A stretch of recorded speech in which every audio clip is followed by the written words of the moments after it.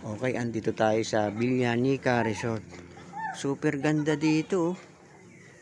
Ayan, yung kanilang swimming pool. Isa pa lang yung may nakalagay na water. Yung isa, ano pa. Bali, February 14, opening ito. Ayan, ang ganda rito. Pwede itong pagdausan ng kasalan, binyag, saka yung kanilang CR, napakaganda. Ayun. Wow na wow ito. Ito yung isa sa dadayuhin dito sa San Mateo Rizal. Villanica Resort. Napakaganda dito. Sariwan-sariwa ang hangin. Bali, mayroon siya ditong ayan o. Mayroon siya ditong taas. Yun yung hagdanan niya. Ayan. Bali ito, malapit ito dito sa pinupuntahan dito na Casa Peregrine. Casa Peregrine. Yan. Kung kayo pupunta ng Casa Peregrine, ayan, pwede na kayong dumiretso dito.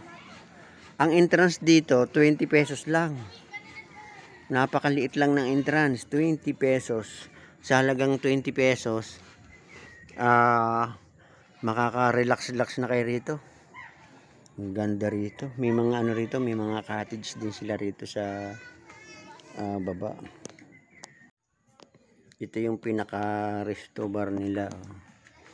May videoke sila rito. Oh, ayan oh. Villanica 3. Ayan. Maayos na maayos itong resort na ito.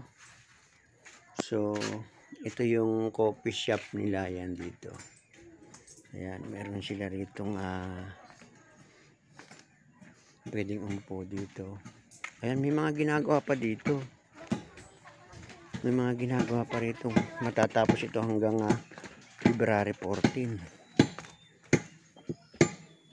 Ayan.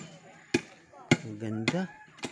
Makaka-relax ka rito kahit na papaano ay pag ikay may stress.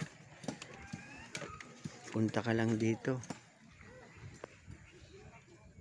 Wow, ang ganda rito. Lalo na pagka ito ay naayos ng ayos na ayos. Talagang wala kang masasabi dito. Kaya lang ngayon under construction pa. So February 14, kita-kits tayo dito. Ayan, may mga ano pa na mga nagpapapicture. Ayan, ganda. Sariwa-sariwa ang hangin dito. Okay, puntahan din ninyo ito. Kung pumunta kayo dyan sa mga katabing tanawin dito, pasyalan ninyo ito. Pwede kayo mag-swimming dito. Ayan, okay. Thank you. May mga namamasyal lang dito. May mga napunta na rin. Ayan. Okay, ito yung kanilang number. Ayan, ito yung mga ginagawa nila dyan. Okay. Super ganda dito Nakaka-relax. Ayan, in case na gusto niyo mag-book. Ayan, andito yung number nila. Okay, thank you.